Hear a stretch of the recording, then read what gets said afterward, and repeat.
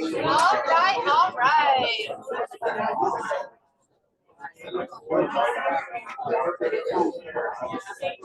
once if you can hear me. Clap once if you can hear me. Oh, so good. Good morning, everyone. How are we today? Good. Ooh, I love a full room. Thank you for taking time out of your busy schedules to be with us today. We've got a great guest speaker coming in to pour into you. So thank you.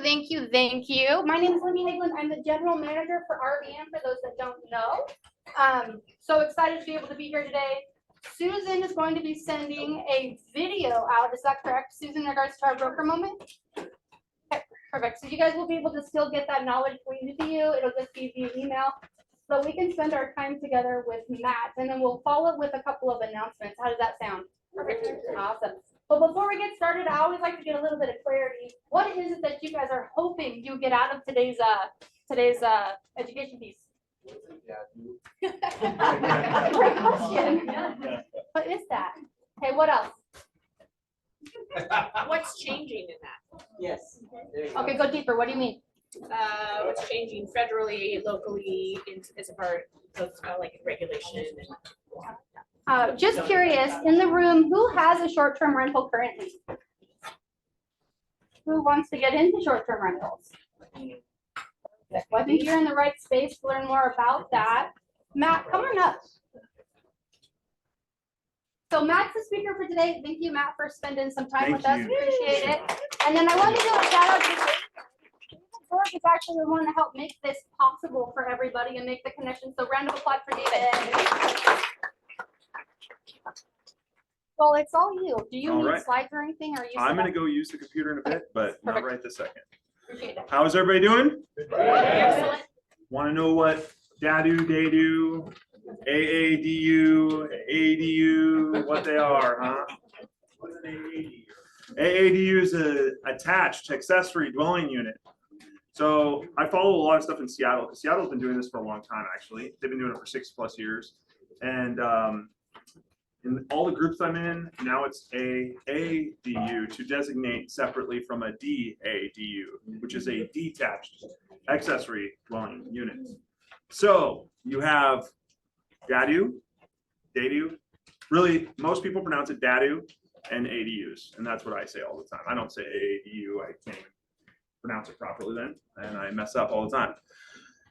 Okay, so you want to know what these are, you want to know what's going on, you want to know what's coming up. There's a lot to know about these things. A lot of stuff has changed. What is the #1 thing that happened in Tacoma? Does anybody know? 3 years ago, 3.5 now. What did they change? What was the biggest change to allow DADUs? Zoning. Zoning to a degree. Square footage? Investor occupied, investor units. It no longer had to be non-owner occupied. That is what we're looking for. That's what all the municipalities need. That's what isn't allowed now to a lot of the state. You have Seattle, you have some King County municipalities, you have Lakewood. Lakewood allows them. And then you have Tacoma, allow non-owner occupied DADUs that are on a non-owner occupied piece. So that means the existing house has to be owner occupied right now, and you have the DADU built, and you can rent that out to whoever, but you have to live in the place. So what is going to happen, and I'm going to go into DADUs and all the ins and outs of them as we go here, but I want to start off with what this House bill means that just came through the works. So there's called House Bill 1137.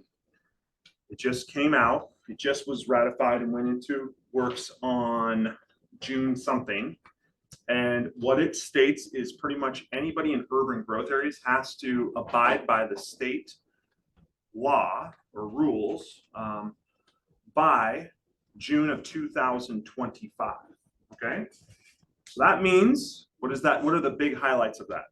House Bill 1137 talks about condoing. Condoing is one of the first ones. Non-owner occupied, one of the main ones. It also allows you to put more than one on your property. It's going to make the zoning a lot more like single family residence, not like these weird DADU rules right now that are all over the place and different everywhere. It's making more of a uniform code for the whole state. Okay. Now there's going to be rural places, there's going to be some stuff that's going to push back, and they can push that out and totally understandable. You're talking about a small town of, let's say 1,000 people. It's going to have a whole different ramification than 200,000 or 300,000 Tacoma. Okay. So federal way will be affected. Every municipality is going to be affected. So wherever you're at, it will touch you, and it will be good or bad in your eyes. It doesn't really matter. It's going to happen. Okay. So it's already been passed by the legislature and the governor signed it in. So, so next year, most of the urban growth places, which is anything pretty much on the West Coast here, Seattle area, is going to be, a lot of them are pushing to get stuff done by next June. So like I know University Place, Tacoma. One thing I will say is if you guys ask me about Seattle stuff or King County, I don't know as much about King County, okay? I'm not gonna lie. I refer my workout in King County or people, because I have a lot of people that come to me, but I refer it out because I wanna be good at what I do. And I know Pierce County very well. I stay in pretty much the Lakewood, up through Cal, that whole area. Tacoma is my bread and butter. That's where I love. That's where I live. So that's what I enjoy. But so the non-owner occupied is a big one. So that means all of a sudden Puyallup, Federal Way, Auburn, everywhere is going to now be non-owner occupied. So if you have a rental unit, you will now be able to add another one on it as long as the lot works. Now we're going to go into lot. I'm going to break down a lot. This will be the first time I've actually been on Dart Map, and I can show you actually what a good lot is versus a bad lot. So, so 1137 is also going to bring potentially right now. So let's go into rules of DADUs as they stand in Tacoma. Why do I use Tacoma? Does anybody know why I'm using Tacoma as an example? Anybody? It was one of the first to be able to start. It's one of the first. It was one of the first in Tacoma outside of Lakewood. They're also the most desirable. They want it to happen. They want to build it. So they're giving us options to be able to do stuff with. So that's a big deal. So that being said, in Tacoma, you right now have, there's certain rules. So you take a lot and you have your house. I should draw it. Can I draw it? Okay. Yeah. Let's draw. Let's do a lot. Okay, this is 120. This is by 50. Okay. We have a house here. Okay. You might have a garage back here. A lot of people have a garage, right? Most of the time, this garage is going to get torn down. Okay. There are times where you can keep a garage. Really, you have to have a foundation, and you need structurally something in the roof. Otherwise, it becomes almost not worth doing. Does that make sense? Anybody in construction here? Does that make sense? Yes. Foundation has to be livable. Okay. You have to have it livable. So if it's a slab, don't ask. You're not going to do it. If you do want to do it and you have this cool garage, which I just did a 110-year-old one, and you can follow me on Tacoma DADU. That's my Instagram handle. I just post what I'm working on. I don't like, some of the guys give a lot of financial advice, all this stuff. I just post what we're working on. So it keeps it pretty simple, very construction-esque. So it's just seeing the product. But we just did one that was a cool layout. It had a house, the roof line here, another shed roof here. We had a little overhang, and we kept it 110 years old. We had to cut out the entire slab on about 3 feet in, all the way around, and then we had to put a foundation under there. Okay, that costs twice as much as if you're doing new. Okay, it's not always beneficial. Okay, so that's where we are with the detached garage, because that is going to be very popular as we go forward. These detached garages, because a lot of the King County, Pierce County areas have a lot of newer garages, and you will be able to convert those. Okay, just so you know. But that being said, we have 120 foot. We have an alley back here. We have our main road up here. Okay, we're going to say this is going to be our sewer line back here. That will come into play in a second. Now we have 3 rules. We have, I do like this, but 85%, 85%, 15%. Okay. Anybody know what those mean? Coverage of this house, the 85s. So this is square footprint. This is lot square foot. Okay. Every time I look at something, someone goes, hey, can you answer these questions? Yes, I can, but I have to look up the lot and I have to do these little calculations. So What's 120 times 50? Someone fast. 6,500. Fantastic. Okay. That is one of the most common sizes of lots in Tacoma. I have it very memorized. So that's our first one, 6,500. Okay. And then let's say this house is 1,045 square feet. We're going to call it a rambler for simple use right now. I'll tell you what the difference is in a minute. So we're going to be 1,045. And because it's a rambler, these both will be 1,045. Okay. Now I do not know the calculation of 1,045 times 85%. Can someone give that to me? 1,045 times 85%. 888. 888. Perfect. Okay, and then I need 6,500 times 15%. 975. Okay, perfect. That is how you calculate what you can do. Now, guess what the city is going to allow you to do? The bigger one or the smaller one? Smaller. Beautiful. That is absolutely correct. So that is what we can build our DADU at size. That is the footprint. That is what you can do. So if you want to do a DADU, that's a big eraser. It's like my size eraser. Jeez. So if you want to do a DADU back here, okay, and you want to do a garage on that thing, it has to fit within this 888. So if you're like, oh, I want to do a DADU of 888 square feet with a garage, nope, stop. 1,000 is the max footprint you can go. Okay.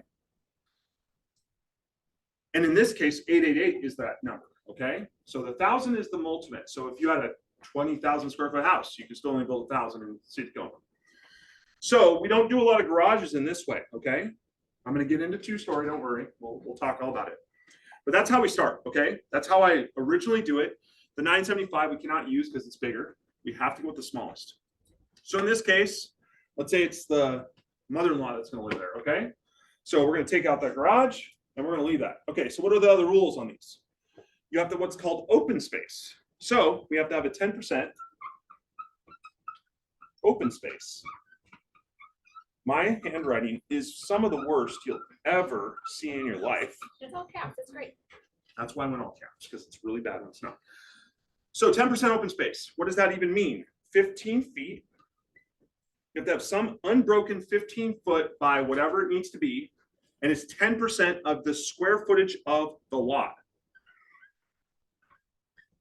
So what is 10% times 6,500? 650, great, okay. So in this sense, open space is going to go somewhere in here, okay? So we need to have space in there. And I'm also showing you what the best lot would be, okay? What our ideal lot is. So as an agent, I'm going to go into why this is good for agents, why this is good for business, why you want to do this. I was an agent for a long time. I'll talk a little bit more about myself in a second, but we're going to keep on going through this because this is a nice intro. So you get the understanding of everything I talk about. So that's the next stage, okay? Then right now, and these are all rules right now, these could be changing next year. Parking. That's lowercase, that's getting bad.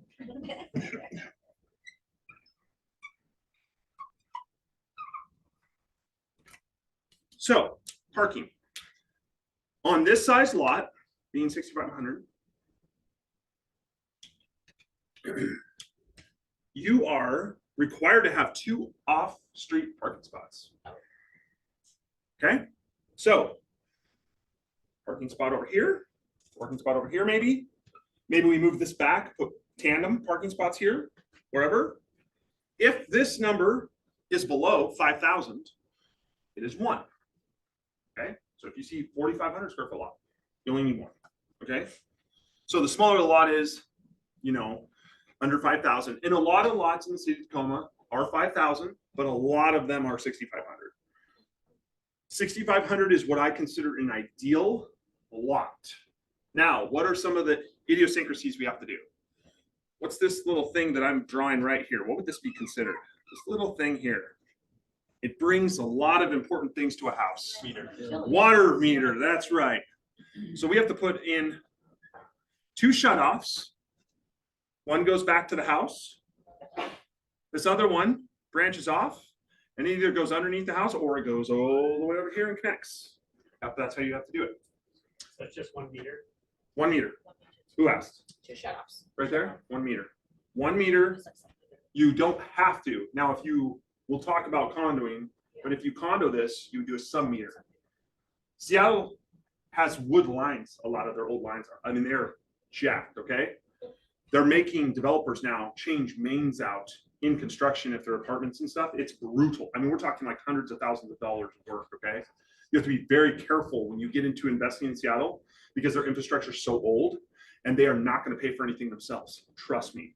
They're going to make you, us, all of us pay for it, even though we're already paying for it with taxes. So great management. I love our management, but that is one of the ways you do it. Okay. You could do a separate water meter over here. I don't recommend it. They're usually about $10,000 to $12,000. The city pretty much costs $6,000 to $8,000 for theirs because they have a bill of $6,000 something for the water meter, and it always costs $2,000 more at the minimum, and then we have to patch it, do the extra stuff. Okay, so it's a lot. Where this is only a few thousand comparatively, and then the sewer. So let's say our sewer, because the sewer's back here, right? This is our dotted line back here in the alley. Let's see, it just goes out here, and then it comes through here, and it goes going through there. So what we do is we cut this line off, we 45 it over, we bring it back here, we try to 45 it back somehow, okay? So that's why we move this to where we need it to. Because if we come out here, it costs more. We have to do traffic control. We have to do all kinds of fun things with the city. We have to get a separate permit. We have to do all kinds of stuff. Here, we don't have to. We just go around it. You are not allowed to go underneath a DADU unless it's a garage conversion where it's already been under the garage, but you still have to attach it outside of the unit. Sewer connections always have to be outside of the unit, okay? So it comes back here, you tie it in, and then it comes out here. It's already existing. So what our goal is when we're doing these to make these the most cost efficient possible is keeping it all on site. Once we get off site, it's out of our control. It's coma. It's, I mean, whatever municipality is gonna jack you around, okay? Then the other best case scenario is power lines over here, okay? This is the alley. This is your side of the alley. We want them on the other side of the alley. And we want it straight across. We really want this right here. This is the best. This line goes right here and it attaches to the house right here and it's right there, okay? That means I can take this one and go right to our house, okay? Otherwise, what I have to do is, in a lot of scenarios is this. You have to take the power, and for that house, you put a temp power pole right over here because the power pole's, let's say, over here, okay? So you can't go over a house, all right? You cannot go over a DADU with power. You can't put power over another building ever. In this case, what you do is you're going to bring both units here. Then you're going to have what's called they're SSBs. Then you're going to bring it underground, and you're going to put underground over here, and you're going to put a disconnect over there. One of those big Frankenstein switches, right? So that's how you do the power. Make sense? Everybody following along? Yeah. This is just sort of how you do these, okay? So that you actually get a full, yes. When you start moving sewer lines, that's expensive. And they're also gonna ask you maybe perhaps do a few other things like grinder pumps. Grinder pumps are only on fall. So if you Yeah. don't have fall, you have to do a grinder pump. Grinder pumps are about 10 grand. So, and I won't lie, I am more reasonable than a lot of guys because I've been doing construction for like 4 generations since my great grandpa, when he moved here in the 30s. That's what they did. And then they got into underground construction, but we always supplemented with construction. So we've been building houses forever. And we build a lot of apartments and stuff. My dad's a civil engineer, so he knows this stuff very well. From a dirt work standpoint, we put in tons of stuff in Midland and Port of Tacoma and stuff like that back in the 60s, 50s, stuff like that. So we have a lot of experience with that. Yes, we're going to get into contours. Contours are another, I'll show them there because it'll be easier to see contours and what it is. But let's say this lot goes back towards the alley. If the sewer's in the alley, usually the lots are going to go backwards. That's how they are. Now, if it's a dip, you have to do what's called a grinder pump, and it pumps it up into the sewer. The nice thing is you can still tie a grinder pump on site. You do not have to go put it out to the main, which is still a cost savings, okay? So sewer has to be done no matter what. Water has to be done no matter what. Power has to be done no matter what. So no matter what, you're paying for this every single time, always. So it doesn't matter whether it's more expensive or not, you have to do it. So it's physically not a DADU if it doesn't have these things, okay? Yes? So blocks on septic, you're basically SOL. No. So let's talk about septics. I've been holding off because Pierce County is got rules different for every single municipality, okay, and unincorporated. And I haven't built a lot in there. I've done like 3 of them. And I've done like 30 of these now, just in 2.5 years. So I've done a decent amount, so I know what they take actually now. Pierce County with septics, first of all, I won't do any feasibility. I won't do it. There's a guy, yes, lot launcher, Mike Nichols, awesome. Way to use, I refer him, you get some kind of percentage discount if you say my name with it. Tacoma DADU, not my name, but Tacoma DADU, you'll get a discount, and he will do the feasibility for everything. That's what gives me my book of rules that I would play with. Main thing that you have to remember is your drain field. Your drain field is going to be the hardest part, because if you have an old house, let's say it's like 1970s past, a lot of them didn't have reserves, okay? You have to bring it up to the new code to get it to pass. So it's upgrading the system. So it makes it a lot less feasible if it's like, let's say it's a 1/4 acre lot in Spanaway. It's going to be very tough because it's on septic. You only have a 1/4 acre. Where are we going to put the drain field? And who here understands what a drain field really is? It's big. That's the key. It's not about understanding any of the equations or anything. It can be 60 feet wide by 30 feet deep. The reserve gets to match it. It's freaking annoying, okay? Yes? We're gonna have the mountains come back. And that's the only way I'm probably there. Yeah, well, you just have a lot of land that's actually bigger in Pierce, in like outside areas. And you do have a lot of sewers going in because of new construction. So let's say you have new construction just down the road and your house is right here off the main road and there's sewer there now. They're going to require us to tie in sewer, which is going to cost some money, but it's going to be a very nice added value to the property, especially once you go to condo. I have done a couple septics, so don't get me wrong. We do them, or I don't do them, but we hire someone to do them. Usually I have I'm meeting a client tonight to close a deal. They're in Spanaway, and they did all the feasibility ahead of time. Took them about 3 months. And now I'm coming in to close the actual DADU. That guy will come in, do that. He's actually going to bring the water in too. And I'm just going to build the house, which is my favorite part. I just want to build the DADU. Drainage review. Drainage review. In what way? Impervious Service. with the city. Oh, for this? Yeah. 2,000 square feet additional. So that's the rule, 2,000 square feet. I'll put 2,000. So that's a great point. Thank you. We do patios. Usually I do included a 10 by 12 patio or something. Let's say a lot of times we put the front door on the inside, okay? So let's say we put a patio here because it makes more sense with the lot. And then we also have to have a pathway. So then you have a pathway going down all the way here, all the way there. And you have to make this gravel or something.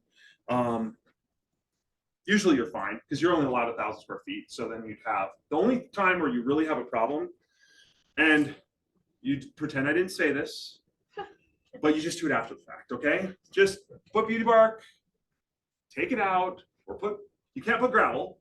So this is some asinine stuff that the city will argue with. Pea gravel, they said, is impervious. Pea gravel is not impervious. It's physically used for sewer lines, for being pervious. It's asinine. It's literally mind-numbing stupidity. We've done pea gravel for my entire life with underground construction with my family. For generations before that, it's definitely, but if you do it, so you want to stick to beauty bark. So you do beauty bark in some areas and then you add it. Now in this case, we could do concrete over here, and we could probably do concrete over here and still do this, and we'd still be under the 2,000, okay? You just have to make sure it's under the 2,000. So 2,000 square feet needs to be impervious. Is what you're allowed for impervious, Yes. like a hard surface of some sort. Gravel's included in that, blah, blah, blah. So your architect has to calculate. So for my team, I have an internal designer. So I do all these plans myself. I create them all myself. I don't have I have an architect that's a good friend of mine that does all our apartments and stuff, but I do mainly in-house. That's what makes me different. I customize every single one. I have done 2 the same. That's it. And the whole time I've done 30 of them. So every single one's different. That is valuable because every lot in the city is not the same. Yes, sir. So obviously the gravel, is it considered 100% like concrete or is it like? It's all the same. Impervious Here, or here, pervious. here, down here, well, That's almost that's anywhere. Almost anywhere. Like 5/8 minus is going to be always it is impervious because it binds and it won't let it drain. So it's used for roads. So if it's used for roads, that's why when they say pea gravel, it doesn't make sense because you use that in a park because it drains. You use it, you know, it's you use it in sewer lane in pipe, you know. What's something else here? Is there any other rules? Okay, so now let's go to 2-story. Who wants to know about 2-story? Because the 2-story is where you actually can make a lot of money on these. And we're going to talk about the finances, the whole money side. I mean, we got some time here, so I'm going to use it properly. Okay, we're going to go over here. We're going to build this nice house. We're going to have 1 story, right? And we're going to do it down here. And we put a nice little garage, okay? All right. There's what's called the daylight plane rule. 15 feet. I go up here, and then I go like this, whatever. And if it touches that, I have to move it over on the lot. So I have a lot like this. Explain that to me, I'm so sorry. Oh, you're gonna know. Okay, good. You're gonna know. I was just gonna say why. Okay, we're redesigning our house. We didn't like that one. So we're gonna do a 2-story. When you do a 2-story, you are not allowed to shadow your neighbors. Shadow. This is the most asinine rule that makes me want to literally rip my own eyeballs out because you have a tree right here, let's say. We got big old X tree that's 120 feet tall. We're facing the south. And this is the north. And guess what? The sun. That tree is really going to probably outweigh our house, okay? I'm just going to throw it out there. But that tree of 120 feet, and we could shadow it, you know, there's potential. But really, this tree does all the work. Doesn't matter. When we do, you have to do a calculation of 15 feet up, and then you do a 45-degree angle. That's their rule. That's their equation, okay? If your eaves or anything touch that, it has to be on the other side of that little number, okay? You do not need to remember this, just so you know. Outside of the fact that if you do a 2-story, because we have high restrictions on these, if you do a 2-story without eaves, you're usually going to be 8.5 to 9 feet in from the property lines. Okay. Right now, setbacks on these are 5 feet. That's a standard setback. Okay. 0 setback here on the alley. Okay. If it's an interior lot, which I've done numerous of those, it's still 5 feet. Okay. Now all of a sudden I have to go in 9 feet, 9 feet. Well, that limits a lot of my lot. Now it gives me parking spots on either side. But what if I don't want parking spots? I just get to waste room. And it can limit your square footage. If you're on a smaller lot, like let's say a 40-foot wide lot, I'm getting real narrow now.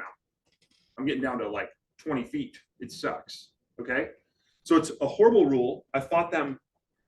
And the thing is, the city of Tacoma agrees with me. They think it's stupid. And then they sort of go, well, I mean, you know, I'm like, what person is going to go and say this when their house is already shadowing this house and it's 30 feet tall? Yeah, but yeah, they don't make sense. It's a city council. They don't actually build. They just do whatever. And that's what happens. Okay. That might go away next year. We're not sure. Some of these rules might go away. The parking might go away next year. They have arbitrary sort of power to stick with single family residents, and then they can dwindle down that code. Because us as a group of guys, of GCs, and sadly, I would love some women in there or something, but it's all guys right now that are the GCs in Tacoma. There's about 5 of us now. 1 just went out of business. But there's like 5 of us that have done them. I think I've done the most of anyone, and we argue these guys all the time. And they're good for, I mean, I know Jana Lagoon. I know all the people down at the city really well. Corey is second in command, good people, but they have to follow the city council, okay? So if you ever want to complain, feel free to call because it helps, okay? But you have to be 9 feet in. So it really limits what we can do. Now, what are two-story? So if you were to do two-story right now without a garage underneath, our height limit is 18 feet. Now, if you could picture that, that's very tough. That means I have to do a really short garage because I still have to have living square footage upstairs, okay? If I go with a garage underneath, I can go to 20 feet. Tell me how that works. It's stupid, but it's the rules, okay? I don't know who made that rule. I don't know if they were high or what they were doing, but it doesn't make sense. And that's including your pitch. No. No. So That's the just rule right. on the pitch is an average. Okay. So you take the top of the pitch to the bottom and you average it, and that's where it is. So your houses will actually be like 22, Got it. 22 and a half, Okay. but that's about how high they'll get. Okay. But it really limits once I get wider. Just frame. If I go a wide house, let's say I go wide, you know, let's say a 75-foot wide lot, okay? And we go a wide one, because we want more backyard for each unit. Well, now I have to be careful what pitch I do, because the higher I go, the more I'm gonna be affected. So I have to keep it low pitch. It always has to be like maximum, usually 312 on a wider house, okay? So that's why these aren't like looking, oh, first of all, it's expensive to build like high custom exteriors. So we keep them very simple. When I first did this, it was not to make these grandiose places, it was to make affordable rentals for everyday people. Because I'm pretty much an everyday person. We've been in this community forever, just doing this. Yes. So, Why are you laughing? why? Because we're going through all this calculations. At what point, if you're building a 1,000 square foot ADU, you're looking at, okay, maybe I can rent, depending on the area, rent that thing for perhaps $2,000, $2,200 a month. When are we gonna talk about return on investment for the money that I'm going to invest in my property? How many rentals do you have? I have, well, 2 that make money, 1 that this old lady called mom lives in, so. Okay. Okay. Well, the average one, I have the average person renting these is about 2,400 at the minimum, okay? That's for small. The big one, I have one going for 3,300 bucks. That by UPS, it's in a good location, don't get me wrong, but it I'm was in still, Federal Way, so that's different. oh, yeah. King County should be more.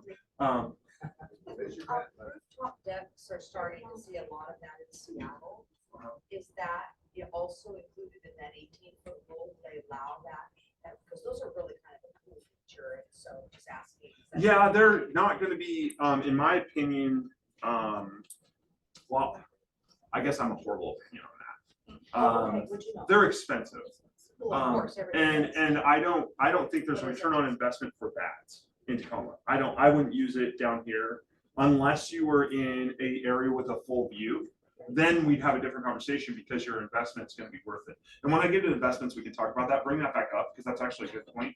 One of my friends did invest rooftop decks over by off 19th with a full view of, you know, in UP there down the hill towards oh my gosh, the Narrows Tavern or whatever down in the marina, near Titlow, just off 19th there. Anyways, did rooftop decks, really nice. They were very expensive. His rent ain't any better than ours in wherever else. Okay, and that's the argument I have is based off actual doing them, and we build apartments, and most people are wrong. They don't bring that much more because we're in freaking Washington, dude. You have like 3 months where it's going to be worth it, unless it's covered. You can put covers on them, but then you have wind issues. You have all kinds of stuff that can create problems for it. So this one, no, you wouldn't have a height issue because you're usually going to be fine because you're doing a zero eave. So when those eaves come out, you know, like let's talk about shed roofs. Shed roofs, okay? Shed roofs can be a big pain in the butt, right? Because they have eaves a lot of times they're like this, and then we're putting, you know, clear cedar in them, and then we're staining them, and then we're painting them. And I had a couple just be like, well, this is what we want. They sent me this picture. I'm like, that's going to cost like 20 grand more than what you're doing right now. They're like, oh, okay, we'll just go with a gable. Okay. So it's more about, is this an investment or is this my enjoyment, right? If it becomes a custom, sure, go all out, do whatever. I've built one that's 400-some thousand. That's a beautiful one. Okay. Absolutely beautiful. Carriage house, just, it matches the house perfect. It looks so good in North Tacoma.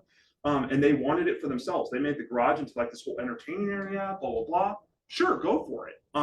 But when I'm talking to the average person, I would say, we're looking for something that, what can I make? How can I get equity out of this? So going back to yours, rent wise, you're way low on your rents. That's all, unless you have a 1 bedroom, 1 bath, nothing's under 2,000 that we're renting. I have a 1 bedroom, 1 bath that's renting for 2,400 off Pacific Avenue at 48. Wow.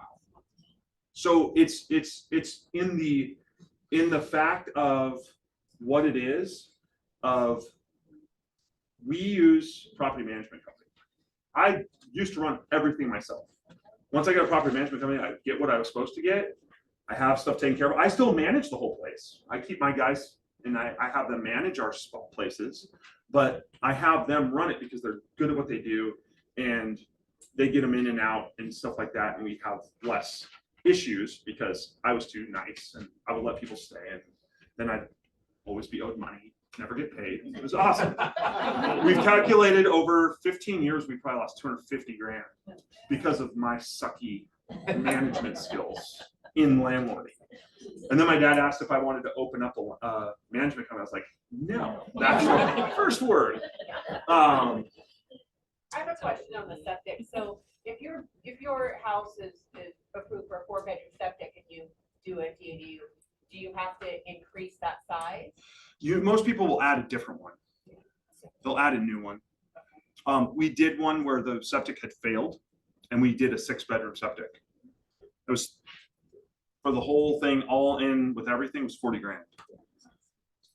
We had to decommission the old, They leave it So are these 1 or 2-bedroom units? I do a lot of 1, I do a lot of 2. People will add a 3rd within the garage. The 1, a lot of my 2-story ones, we will maybe sneak a little bit of plumbing in there. But they do it after fact, they'll add a bedroom and a bath because truly the square footage is more about the footprint, about the box, right? That's what we're sort of adhering to the city. That's what they're looking for is this certain size so it doesn't overwhelm the city. Inside, I have no idea why they need so much control. I don't understand it, but they do. And maybe it's to limit the guys that just totally take advantage and make it to a halfway house that's got like 5 bedrooms and stuff like that. I understand that.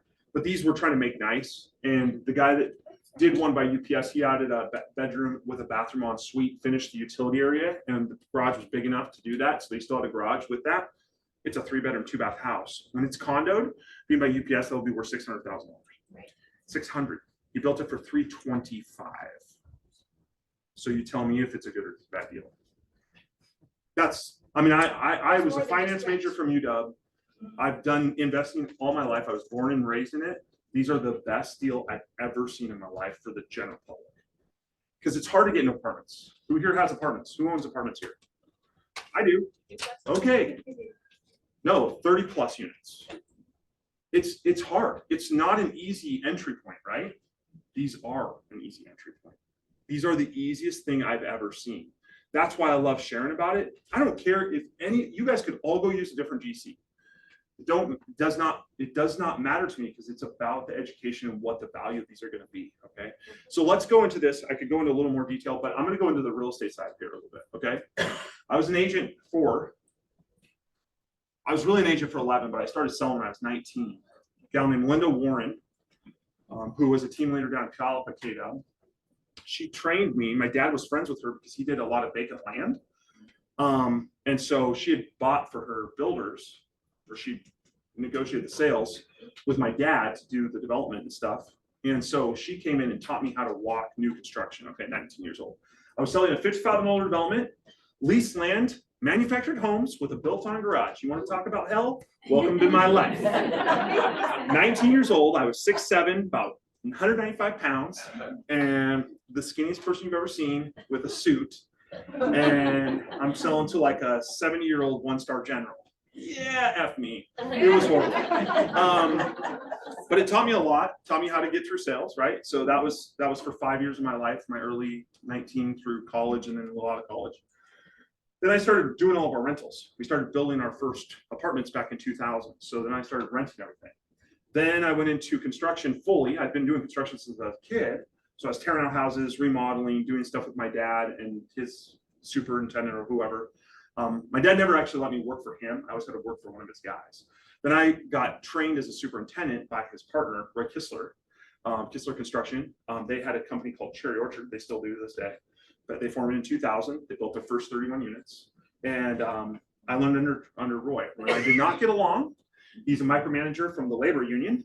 And I was an entrepreneur from birth where my dad would be like, figure it out. And Roy's like, do it my way. And I was like, ah. But I learned a ton from him. I appreciate him still. He taught me how to superintend and how to properly schedule. So I went through that, and then I got into real estate fully. I got my license like 2006 or something, 7. Right when the market started, 2007, because the market started tanking. And our agent was taking too long to get to the houses. I mean, they were coming up, as we know, foreclosures. I could go on a block and see 8 houses, you know, in Tacoma. So I got my license and started doing that. And on the side, I started selling houses to my friends and people that wanted to flip houses. And I was like, what in the world? So I was starting to do 40 a year. And that's about all I could handle with doing a full-time superintendent job. And I was doing all the rentals and I was selling still for ourselves. And then I had to leave because the recession was so brutal on us because we owned a lot of land and stuff like everybody did at that time. And we didn't go bankrupt, but I had to leave. My brother stayed. And I went on my own and I did real estate. So that's when I got into real estate. I was at Keller Williams Tacoma. We were the biggest team over there for about 5 years, or one of the biggest teams. And I was there when Matt Harbor started. I don't know if you guys know some of these guys. We just were going, and Lynn and I did a lot of new construction stuff. So I learned a lot there. Then I went into marketing. Her husband passed away 2 weeks after retirement. It was brutal. It ruined her in a lot of ways. She's better now, but she doesn't even live around here anymore. She lives over the mountains. But it was brutal. So I got out of real estate. It was a bad taste in my mouth. I wanted to break. So I went into marketing. Randomly had a partner. Her dad had land down top. We built a collision center. Okay. I had this random thing to help them out. And so we built a collision center. So that's how I got back into construction. And then we got into this. So I have a lot of plethora. In my team in real estate, I had up to 16 people at one point. We were doing about 200 a year during the recession, right during the 2011, 12, 13. And I loved it. I loved the mentoring side of it. I didn't like actual real estate. I've never really liked it, like buying, selling houses.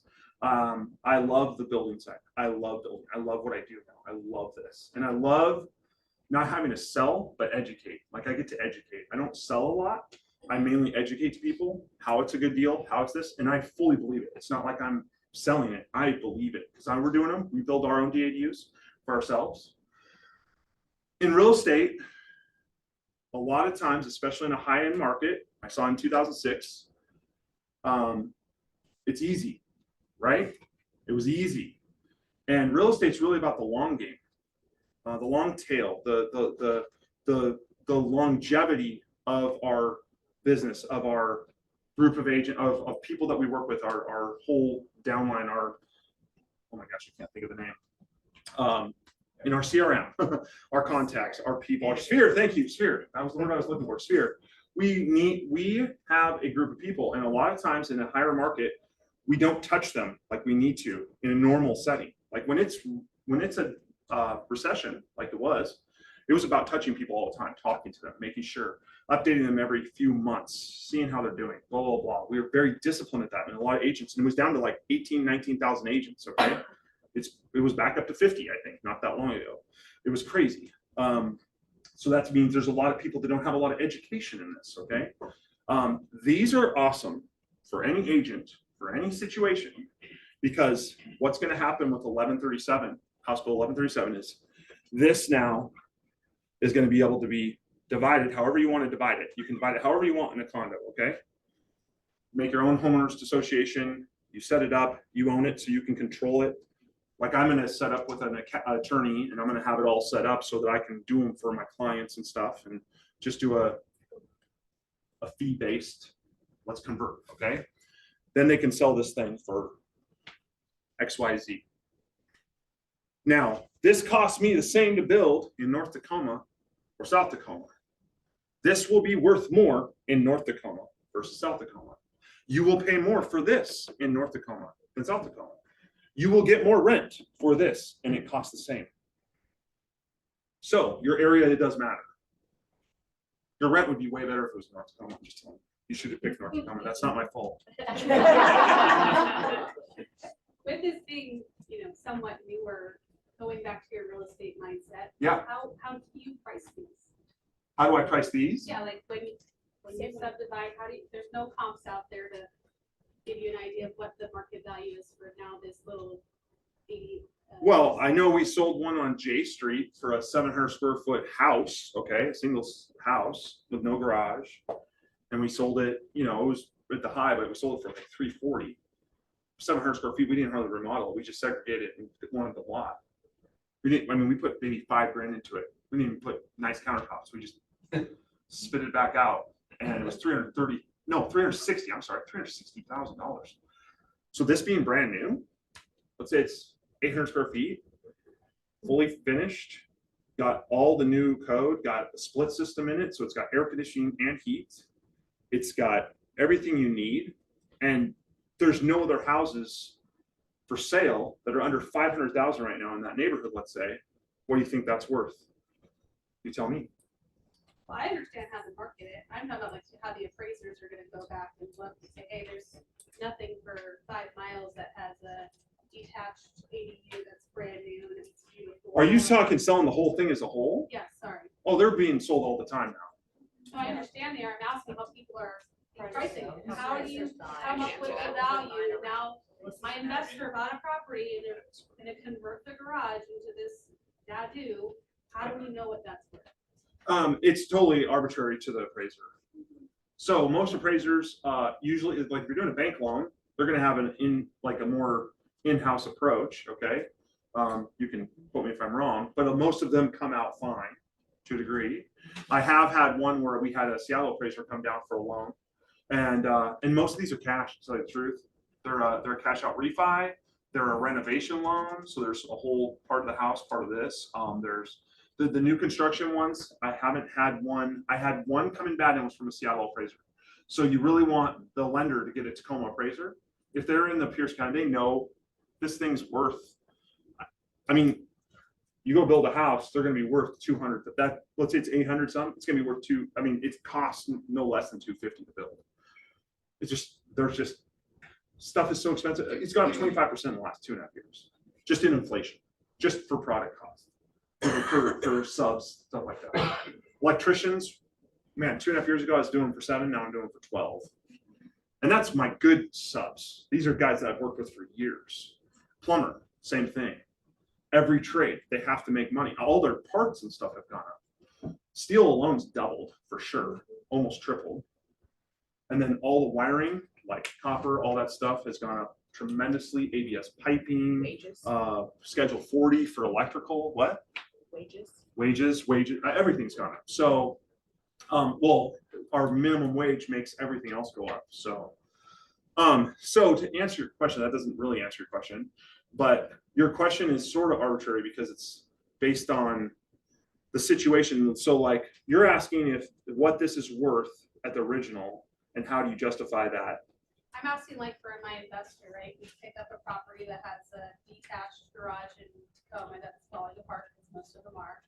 And now there's a space, everything it pencils out. If they're gonna put 100,000, say, to make this, do we get 100? Do we get 200? Do we get 300? How do we really calculate that return when there's no comps? There is comps. I guess that's what I'm saying. I know for sure there's like, my buddy sold like 7 of them in Tacoma that have DADUs. He buys them, puts a DADU on it, and then flips it. That's all he's been doing them. He's done like, I think he's up to 8. Michael Hopkins. If anybody knows Michael Hopkins? We know Michael. Mike's doing it. I hard money to Mike, and so I've known Mike forever, and he's done. I helped him get out of stuff back in 2010. So sometimes you have to educate the appraiser. I just sold Mike's home that he built with the ADU, and the appraisal came in at like 580, and we were paying at 640, and we went Tidewater, and I had to show them like ADUs. They weren't using ADU comps. yeah, I'm telling, like personally, like I'm selling mostly in the case of, for me, I don't think this is a flip situation right this second. We time flipping, and market cycles are a real thing. Very economic. In finance class, I learned all about economics, and they're cyclical, right? We're in not a good time to sell cycle. So in this situation, I want the condo. The condoing gives me my values where I don't have to argue anything anymore. So that's what I'm saying is the condo is the key. Doing it just to do it right now and keep it the way it is fine if you're for a long-term investment. And I don't tell any of my people to sell this stuff right away. I had my first one. I did. They built a 750 square foot one with a garage attached because we could still do that at that time. And it was like 1,150 footprint. They don't allow that anymore. But he instantly had a 2-bedroom, 1-bath house. The thing in North Tacoma probably would have gone for, you know, 400,000. It was just not, it was a junky house. And we put the DADU on and he sold for 750. And so there was value right there.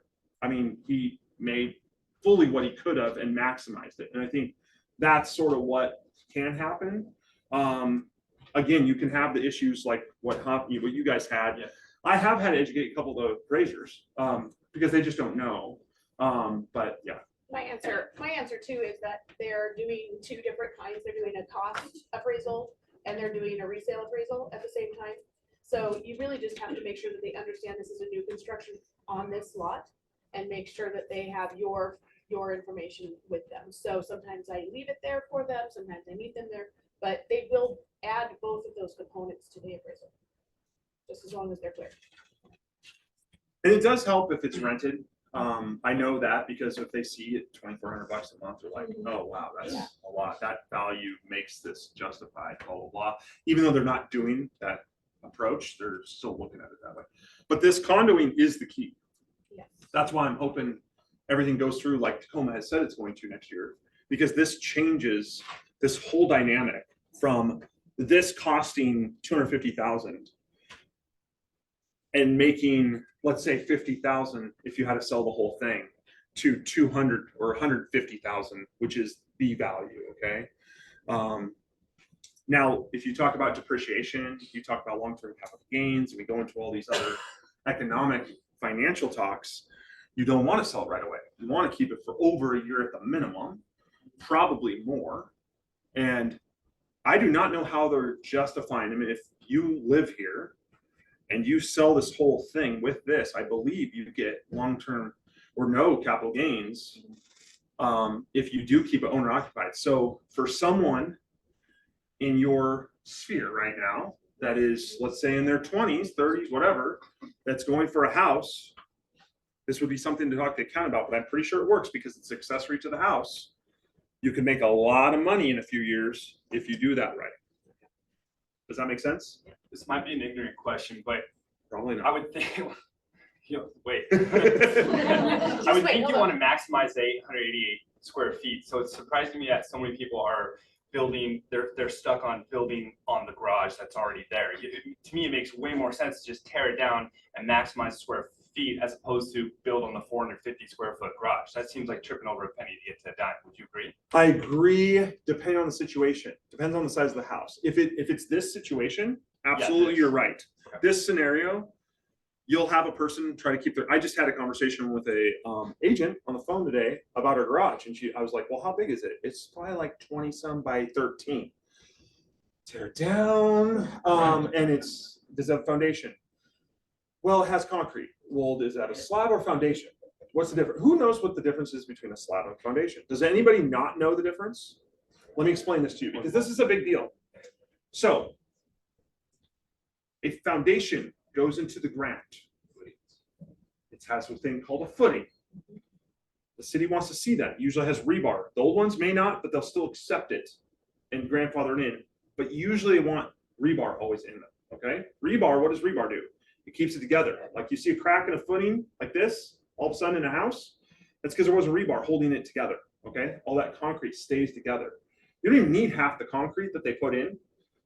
You need that rebar. Okay? A slab is a slab. It's about this thick. And it literally just is where you put the whole building and they put them on. You do not need, or you did not need, a footing for concrete, for garages back in the day.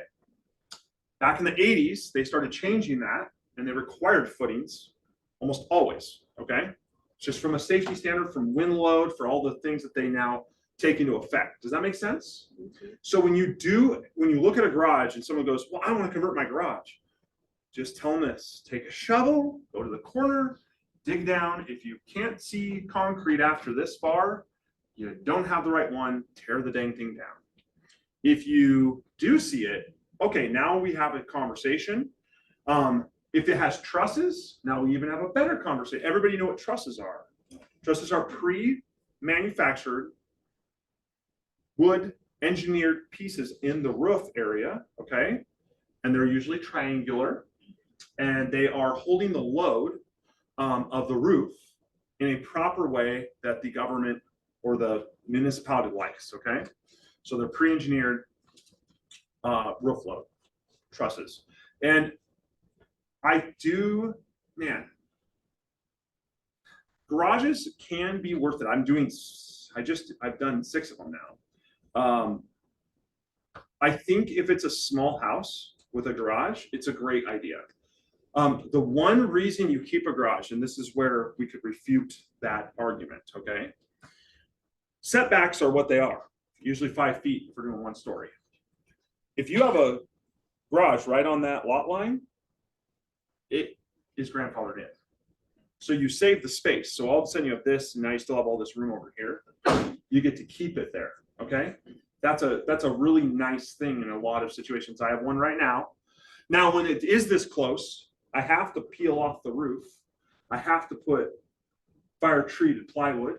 I have to make sure the soffits are protected, and I have to put Den's glass, which is a fire treated, like under the siding type treatment on the side on that side, because it's a fire based code, okay? But outside of that, it can be very valuable to keep that extra 3-4 feet because this whole situation over here works. A lot of people, it's based on their landscaping. So it's not about if it's the best deal or not, it's what works for me because I still live in this house. So I have a lot of arguments in that both sides. If they live in the house, this is a whole different conversation. If it's an investment property, who cares? Right. And it's really more based on that than it is any other factor. So that's really the truth of it. But from a standpoint for you guys as agents, this condoing thing is huge. It is a future generation of sellable properties. It is the future of teaching someone how to use their equity to their advantage to go buy more properties. It is the next cycle to buy more properties. It is what will drive a whole new generation of wealth, because you can take a owner occupied loan and take that and then jump from house to house with that loan. And it could be very powerful because I know a guy, I'm doing a deal with him right now. He's a plumber. He's finding a fixer-upper. He's going to put DADU on it. He has almost cash through the whole thing. And he's younger, and he's just been saving, and he's just doing this all. And then he's just going to take that, rent it, boom, go, long-term finance some of it. He'll do it in an investment loan. Then he's going to go to the next one, do his primary loan, and do it boom, boom, boom, boom, boom. That's his goal. He wants to do like 10 of them. So he's pulling equity out of his main house, he's putting it into there, and then he's refining that. So refi it at the end. But it was just gonna be a whole lot easier if it's a condo, because it's almost like a separate entity at that point. Once you get a condo, you're gonna be able to rent these, and there are only 2 of them, so it goes under the guidelines of 4+. And you can actually sell them separately Separately, down the road, yes. right? Which is the joy of the condo. Selling them separately is where you have the most market power. So when you were going over the square footage, the main house, you were saying Rambler, what if there's Oh, space in it? okay. So if it's 2-story, let's say it's, let's do an example like this. Instead of 1,045, we get to like 800 square feet. And let's say it's 3 stories. I don't care. Doesn't matter. It could be 10 stories. Doesn't matter. The footprint is going to be the one you have to go with. You'll have to go with that. Okay. Because this won't matter, because this is going to be smaller. Because that footprint's going to dictate our number. Does that make sense? So I can have 400,000 square feet if it's a mile high, but if it's a footprint of this, I'm using that footprint size. That's how they get the smaller of the 3. That's why they use the 3 options. Yeah, and I was looking at Debbie here, so when you've got a loan on the entire project, what about a partial lien release? That would be one of my concerns, if you're gonna refinance are you gonna condominiumize it? I've done a couple of those for clients, and it was cash deal, but what do you do if there's a lien on the entire property? How does that work? You're not gonna know yet. It hasn't been done enough yet. Okay, So, I've already been talking, so I don't work with movement, I work with Evergreen Home Loans a lot. So they've already been working and discussing how they're going to do this properly. Everybody will. It's just gonna be the name of the game for every lending institution. What I think is it's going to be some kind of release that primary will stay, and they'll probably, as long as they can package it as their own loan and keep it in the company, it'll make sense. If you're trying to go shop, now we're gonna have an issue, right? But it's almost gonna be like a in-house refi to a degree. It'll have sort of the same feeling because title's gonna change, right? So we'll have 2 parcels. So we're gonna have to do something there. So I don't know what that is. There are definite things that are gonna have to happen here that will, but a lot of people do these with that's only if we're doing mortgage side from a standpoint, the front end or something. A lot of these people are doing them cash, okay? I'd say 80% of mine are cash, 85.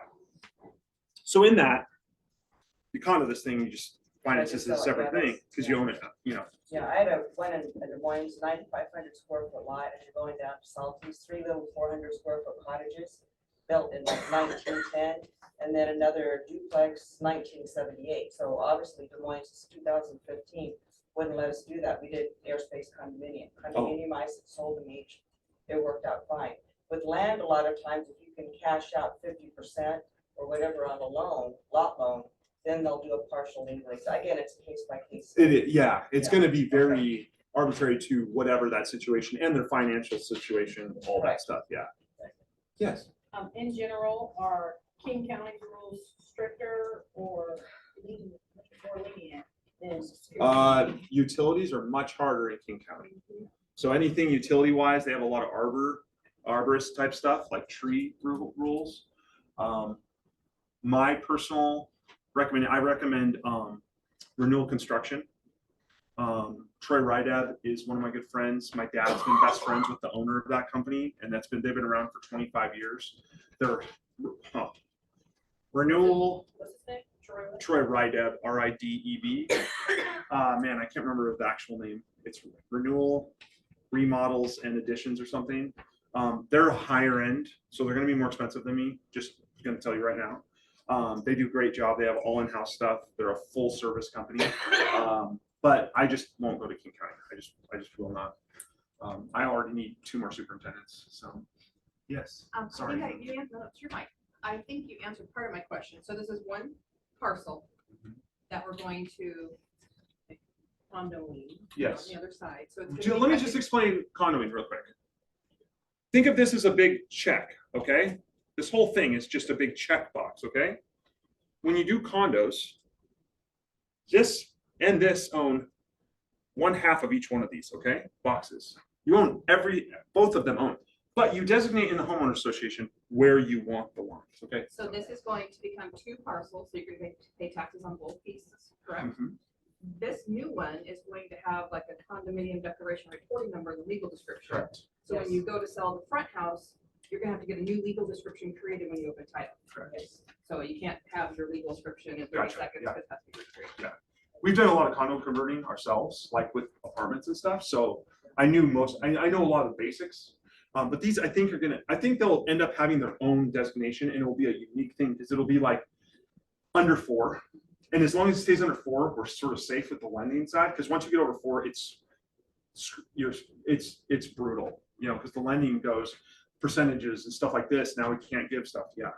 Oh, someone was over here. Yeah. You've been. So, just to go back to the percentages, and Yeah. et cetera, I'd love to just throw my lot at you. It's 0.69 acre. Okay. I have a 1,430 square foot house and 1,000 square foot garage. Okay. So what can I put on that?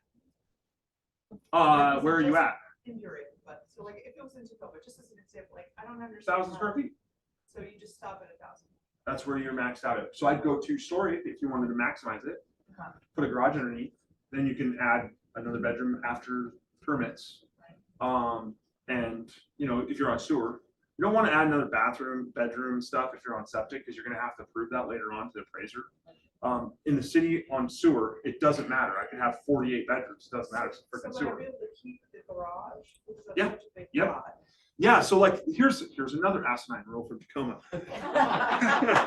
1,000 square foot, right?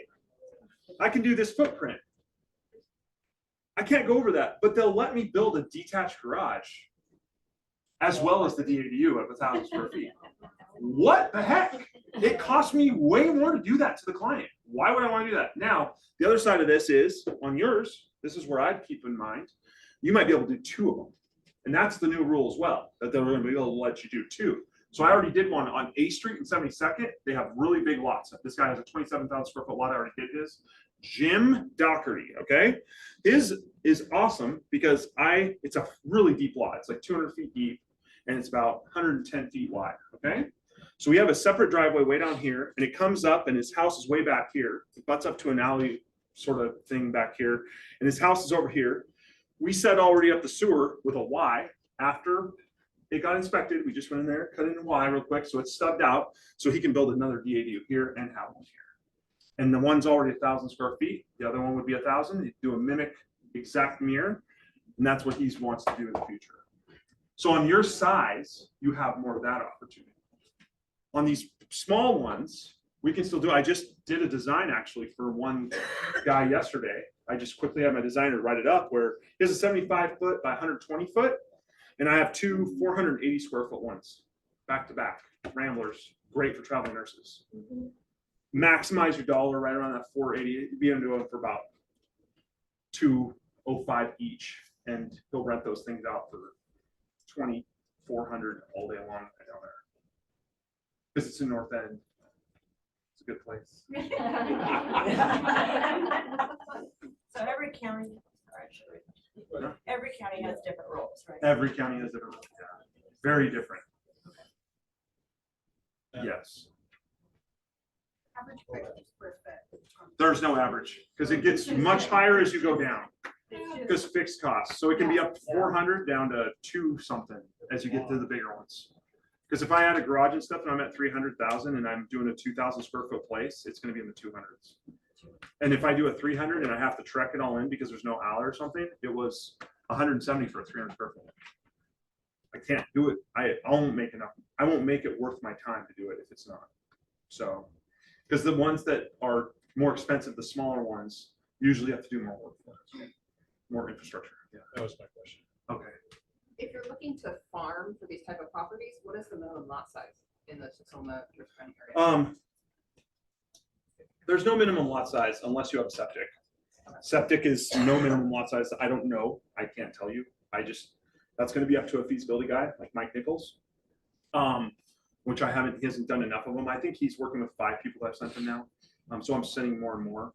But it's going to be in the city. How can I design it? Because I've done 35 feet wide lots by 100 foot deep, and I just put a tiny one on there, and I still can fit 2-story. I did one right on Alder. It's only like 38 feet wide, and it's that thing. They're traveling nurses again, North End, $2,600 a month for 480 square feet. So would you farm for detached garage properties then? Or Yeah, I did. Ann Curry. Does anybody know who Ann Curry is? Yeah. I'm working with Ann. So I'm doing one for her. I'll probably do a few more. Well, I will for sure. But I'm doing I'll tell you, and then I'll come. I start. So we have. She talked to me. I'd already educated her. She had me come speak for her at a thing she had, and she wanted to do this for sure. So she knows I'm good at this, and we've known each other for a long time. And I was like, yeah, I'm happy to do it with you. And so she's like, okay, so I can call you if I find a piece of property, blah blah blah. So she finds this place off 17th and Proctor, South 17th and Proctor. And it's a house with a big old detached garage, okay? Detached garage was built after 2000, okay? It's 800 some square feet, 896 square feet. The house is like 1,200, the lot's like 6,500, or 60, no, it's like 61 something, it's some random number, okay? And she had me, she called me about it on a Saturday. She wrote it up on Sunday because I said it should work. We went over and checked it on Wednesday with the inspector so they could check the sewer and all that stuff. We had it closed by the week after on Friday. She had a rent back. I had the permits all done, and we were doing it by permits on detached garages and we're good at the permits. That's one specialty I am very good at. Took us 6 days to get the permits on. Wow. And so I was construction, we're already doing cabinets and stuff in it. And that was I think we started in June with her just buying the property. That's extremely fast. So don't get me wrong. My most turnaround time for most of them is like 10 months. And that's also with a person like her that's like this with everything she does. Okay. And it had a foundation. I mean, I went over there, checked it all out, and I did the review, and we knew it was good right off the bat. So that is, where it can be really beneficial, So yes. but there are not all garages equal. Right, So there's much less. Yes, sir. Does Tacoma allow below ground DADU square footage like Seattle does, as a bonus square footage? Not as of that I have found. I am arguing the point a little bit, but it's sort of an arbitrary thing where it's open to interpretation. And when you get to interpretation with the city, the interpretation usually sucks on our part. I know because I've seen them in the groups that I'm in where they have these 2,400 square foot DADUs and they put a ton of stuff underground. I don't think basement square footage, it's expensive to do to a degree, just from the foundation side of it. The dig out, I don't know if the return here is as good as, it's not as good as Seattle, right? I have friends that do DADUs in Seattle that's like me, that's a general contractor forever, that does it in-house. And I talked to him about that, and he was like, yeah, it's probably worth in Seattle, it's probably not worth down in Pierce County yet. So I would say yes in the future, in the next cycle. Then I would think, yeah, I mean, we'll probably save some lots and put in basements, because then you can sell it for that much more. Or we'll be able to do 2 units in them, they'll allow a double unit because of all the new rules with home and Tacoma stuff. Yeah. Now, you mentioned that 6,500 square feet is kind of the ideal lot size. Yeah. What about, like, how many of these units can you put, or how many have you done on one lot size, on one lot? Right now, you can only do one. You can't do more than that right now. So what a lot of people are going to do that we think is going to be allowed is put an ADU on here. So they do a little more on the house. So they put an attached accessory dwelling unit, and then they'll do the DADU. What I'm hoping is that, like the one, if they do it, I'm going to build the 480 square foot one. We have power back here. Okay. I'm going to build the one. I'm going to build the one closer because the power's like right here, the transformer is. I'm going to build the one up, and I'm going to build the one back, because then I can go overhead here and overhead here. I'm not in the way. And so you always are thinking ahead of like how you can do it to keep it cheaper for the client. I mean, for me, it's like literally the difference between me and another guy. I know construction, so I know that power line costs way more if I go underground. But that is not happening until next year at the minimum. So they haven't allotted it. You have a pre-existing basement, right, that's unfinished, or a garage that's got additional square footage above it, right? How did that change things as far as like, pre-existing where you grandfathered in? Do you still only build based on 85, 15, or if you have 1,500 square foot unfinished basement, can you build out 1,500 square feet? You can. It won't be an ADU. It has to be within the square footage. Like there was a guy came into a 1,500 square foot garage, huge garage, city of Tacoma, bigger than their house. I would have had to cut a line in it, separate it, and do them separate. I would have to take part of the garage, make it the DADU, and make the other part of the garage, put a wall here, siding, everything separated. If you're just finishing attic square feet of a garage, do you have to change anything about how to take It totally depends on the situation. Attic, you're going to finish attic into a DADU. You have height requirements, stuff like, if it's full height and stuff like that, maybe, but plumbing, sewer, you have to bring all in. So if your footing's right, then you're fine. But if you don't have footing proper, you're going to get called out, because once you go, is it already there? It's existing attic. Totally depends on the situation with height, because you have to be 7 feet at least, and to make it legal. So it's a all. lot of people are looking for properties too that have pre-existing structures that they can convert into in their day. Yeah, it just doesn't always pencil the same as what people think, you know? They seem easier, but once you start doing sewers and this, and you have to do it when there's a whole frame there, and you're not, you know, you're having to saw cut out this stuff, and I'm having to add this, and I have to put tie-ins and reinforce. I have to fur out all the walls for energy code. I have to do all. Oh my gosh, I just did 10 times more work than I would have if I just would have done it brand new. I mean, you think it will. Now, in your situation, it might work just great, but it can be time to go. I guess we're done. All right, see you. So I guess at this point, what I'm understanding is potentially by next June, you could get 2 additional units on a lot in Tacoma. Potentially, yeah. That's what they think they're going to do it by about April, May. They should go through the city council and ratifying it into June, July, hopefully. But they have to be one separate, one attached. You can't have 2 attached. Not necessarily. We don't know. They think there'll be 2 detached. Right now, the state code says we should have 2 detached, or an ADU and a DADU. It's either or. I just don't know how City of Tacoma will apply that. They have to do it somehow, but I don't know exactly what that's going to look like, because they can take interpretation to a whole different level. You know, City Council. I was on the Zoom meeting with the phase 2 home in Tacoma. So that might be something to kind of plug in. I think we're still in phase 2, but they do have Zoom meetings with city council. Yeah. Where you get to kind of vote on what you want and, you know, where the phase is going to be. They're Home in Tacoma just got destroyed by 1110. House Bill 1110 just annihilated Home in Tacoma. They're pretty much adopting 1110 because it's what they were doing on steroids. So it's even making it more available. So they're sort of adopting 1110 now. Elliot was like, I just did all this work for nothing at the City of Tacoma because he just did all this, and now it's like sort of coming to whatever, you know, hey, just like they're going to do it. It's all going to be there. 1110 can be really detrimental to communities. If you're in UP and you have all rural houses and regular stuff and the development, now you're going to be able to put multifamily there. 1110. Let me explain this to you guys. You're going to have a lot of clients go, well, I can put high density. I could put 7 units on my property, 6 units.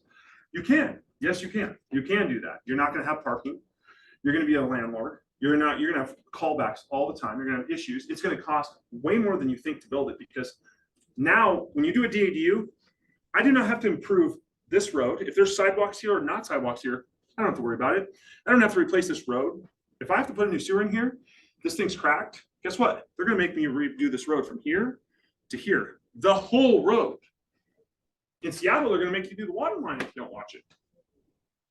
It's not cheap. You have to do all underground when you do multifamily. You have to do on-site water retention. Who knows what that means? Suckiness and a lot of money.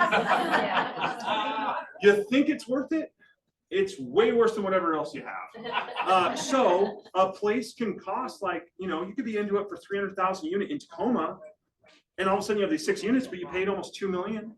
And you're going to have a GC do it, which I'm going to charge, you know, whatever percentage. So you're really out the door like, okay, I'm into this for 2 million and I tore my house down. Was that worth it? Or could I put 2 DADUs potentially? Didn't have to tear anything down, kept my investment going, did this, and now I can sell them all separately.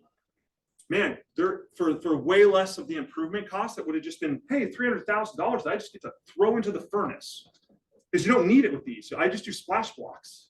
Freaking A. That is amazing. Yeah. I don't have to do anything. I put a gravel pathway. I didn't have to pave anything. I didn't have to touch the road. It's beautiful. And so we may be in a better spot to do it more like this, and it looks way better in the community. It's way less intrusive. I mean, look at the one in Proctor. They just built that thing. That one was a real shady deal. And I have friends that live behind it, and they are all shadowed. Let me tell you, it's a huge 7-story townhouse, and it's not fun. Power 2. So there's a lot of different ways to look at it. And I'm a developer. I like building apartments. We need them here, but there's places for that. There's not places for that. I like doing them like behind Fred Meyer in UP off Bridgeport, where we're building ours that aren't affecting any houses or any views or anything. They shadow nothing. That's a beautiful place. So You're awesome. sorry. I don't do a PowerPoint because it goes all over the place. So I'm just curious. So we got some really great nuggets here, and I'm with you on this being a wealth building opportunity for you sitting in the room and for your clients that you're in relationship with. How do you see yourselves putting feet to this in this next year? What do you have to do, like, to capture this moment where it's not all that yet? So the But first, I'm what gonna has give to you happen? I was an agent. If I was an agent right now, I'm going to come up with a script. Scripts are life. Does everybody know script? Yeah. Does everybody practice a script? Yeah. Practice If you- dialogues. Dialogue. Oh, we call them dialogues now? Oh, I'm sorry. I don't know all the whatever. It's something you say to your client that you have prepared, okay? It's something that you're gonna say to yourself. It's what you'd want to hear. You just heard me talk. I'm not selling anything. I didn't sell one thing. I could care less. It's about education because I think it's a powerful tool for any of you to make money. That's what it is for any client. Any client can make money off of this if they do it wisely. They do need to probably get multiple bids from GCs, stuff like that. From the I'm- 5 of you that are existing? I don't think 4 of them do it to public. I think I'm the only one. There's one other guy and he refers me all his stuff, and because he doesn't do custom. A lot of them just do set boxes. I just do them different on I maximize the lots. I like that. I enjoy that. I think that's what we need. That's going to give you the most bang for your buck later on, but it's really coming up with something for your clients. And then it's going out and looking at lots, getting a little view of that. I was going to show you dark map because the city mapping shows this to you. This is where I get all this information. And Google Earth lets you go down alleys. I mean, you can see where the power lines are, everything, you know? I can totally creep. But it's really about coming up with something where you can share. And it's not doing it aggressively. Like my first marketing was postcards to non-owner occupied places, and I sent them to the owners. Did like 3,000 of them. That's how I started this. I did old school marketing. I was like, well, most of these people are a little bit older and they'll maybe look at a postcard. I just got a call yesterday. Literally, I met with this guy named, what's his name? Christopher Dolph in North Tacoma. He got my postcard 2.5 years ago. And he just hit me up. And he has this house and he's sort of getting to that point where he's ready. This isn't a hard sell. This is a soft over time. And you have to have a GC that you guys are willing to work with. That's what I'd recommend. Whether it be getting to know Troy Rydell with renewal, or me, or someone. You know, I'm only gonna do Pierce. So you stick to those areas and you get some stuff, because that person, that GC is going to need to be partnered with you, with your client, to make sure that client's taken care of, so that they have a good thing, so that they use you when they sell. Because that's what it's gonna be, it's for resale. I'll put you on the spot, but would you be open to coming back and a bigger venue that we can invite our clients to? Oh, absolutely. I do this. I don't get paid. I do it for fun. The education of this is, there's just not many people knowing enough about it. You know, I think I'm the only one that's really deep dive into it, like, because I have a construction background and I know the code. But from a wealth building standpoint, I mean, we're going to sell a 38 unit apartment complex to do DADUs. That's how serious we are about it. We can make more off 7 properties, 7 with 70 ADUs, that's 14 units. We can almost make as much as we would off of. Think about that, because the building impact fees, all the things in an apartment are so expensive. You don't understand how expensive apartments are until you do them. And then the hold cost, I gotta wait for 3 years to have this thing. And then prices can change. Guess what? We had COVID. Guess who was building an apartment when COVID went on? Guess what went up during COVID? Lumber. Guess how much extra our loan was? It was a $7 million loan that went up $600,000. We just had to come up with. That's fun. A lot more risk. These are very low risk, very low market entry. That's the power from a standpoint of you teaching the base level of coming in here. We're talking 200-some thousand. Nowadays, 200-some thousand is one of the cheapest things you could ever find on the market from an investment standpoint. There's nothing. That's why I love it, because I can actually help people. You know, you're helping your clients. It's not selling. It's helping. You're contributing to their net worth to their future portfolio. And I just wonder how many people that are in your current SOI that would love an opportunity to know more about this. I can't help but ask that question to myself and to Tim McQuarrie. Because Tim, you know everybody. Well, what's interesting, I think is when you look at this as a detached unit, then I kind of like, how much does a nursing home cost? One person, that's 10 grand. So if you have two parents, that's 20 grand. I had a grandma with Alzheimer's for 17 years. You So talk you about know how the much that cost. costs? So if you built a unit like this and your parents don't want to go into a nursing home, you rent it out until they're ready to go to a single level. And you're not writing a check for 20K every month. The payoff is huge. Yeah. And you take this thing, if you want to get into the depth of that conversation, you sit there and you make an LLC for your mother or father or whoever it is. They're paying that out of their estate. You're charging less for it. So you're taking a loss or whatever, and getting to write that loss off. From a value standpoint, you're getting both. You're still covering it with your own family money, but you're getting the write-off and you're getting all the long-term benefits of that, capital gains, whatever it might be, and the future value of this appreciation. So yeah. So much stuff. Yeah, so we are days away from the last quarter of the year. You guys get that, right? Which means what in your business life? Oh, you think it's going to be October 1st when October 1st rolls around, but it's not.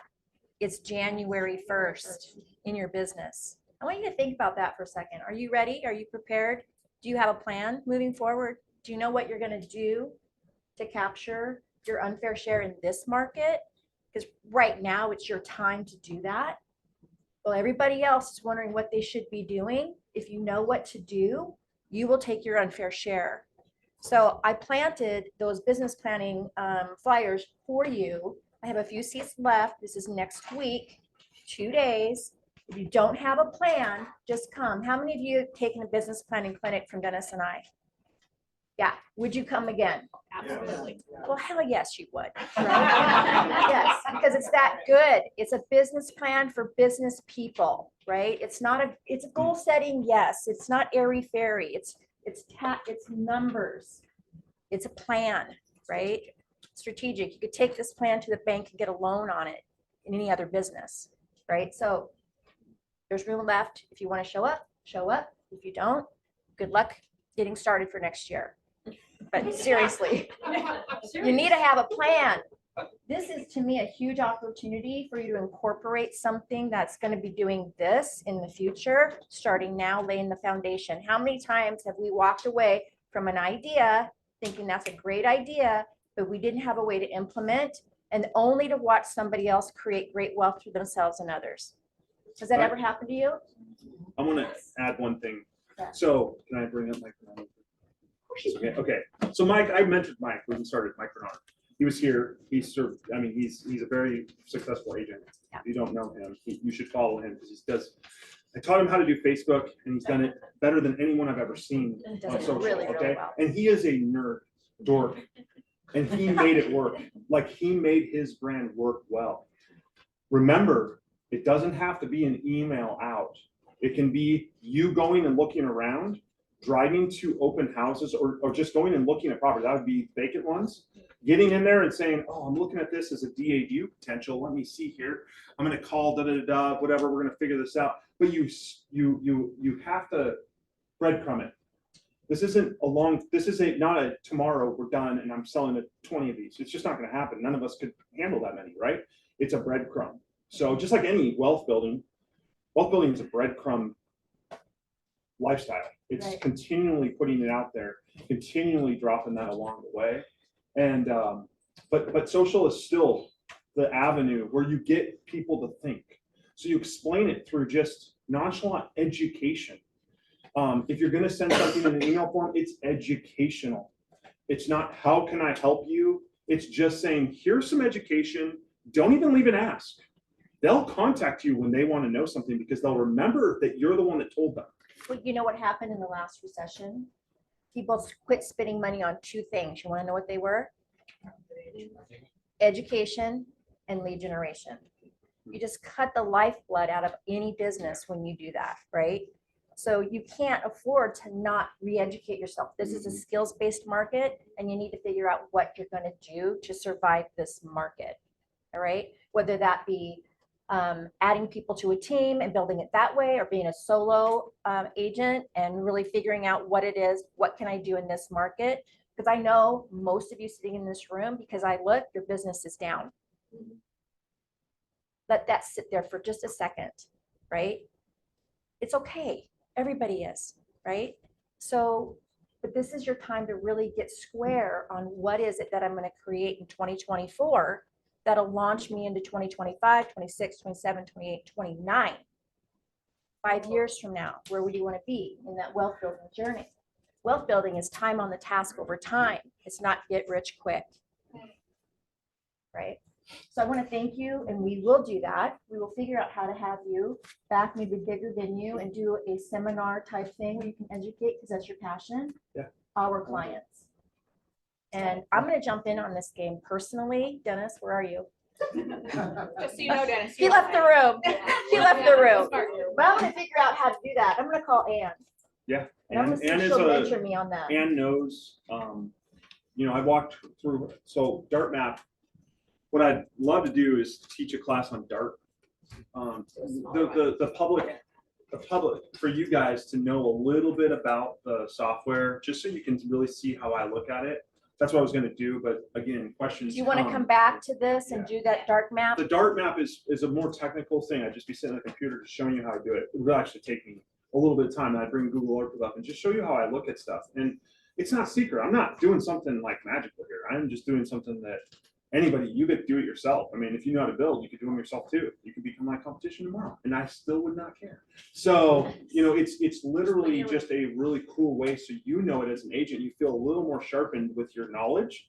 And then that gives you that little more education for your client that lets them remember you and come back to you when that moment arises. And it's going to arise. This is going to be a wave of the future with the conduing. I don't know how it's going to work. I just don't. But I know it's going to be powerful, and I know it's going to change a lot of people's lives. And Social Security ain't going to be around. It's just because it's going to be up for 82 years old, someday down the road. And this is a way of like getting your foot in the door if you haven't been in an investment situation yet. So. Well, the Wealth Committee will bring you back for a smaller venue for Dartmouth. We'd love to have that. Yeah. Yeah. It's up there if you guys want to just do it. I wouldn't know what I'm looking We'll bring you back for a workshop though. Yeah. Okay. All right. So we have another class like right after this. If you want to stay for it, I'm going to be sharing my life story and my motivational interview. And if you don't know what that means, you should stay. If you don't have time, thank you guys for coming out, and thank you again, Matt. Thank you, David. Writing. I love the house at this point. It's just a big scribble. Yeah. Nice. Oh, sorry. I was just gonna say something. Yeah. It's good to see you again. Thank you. This is really helpful. I got a real top today.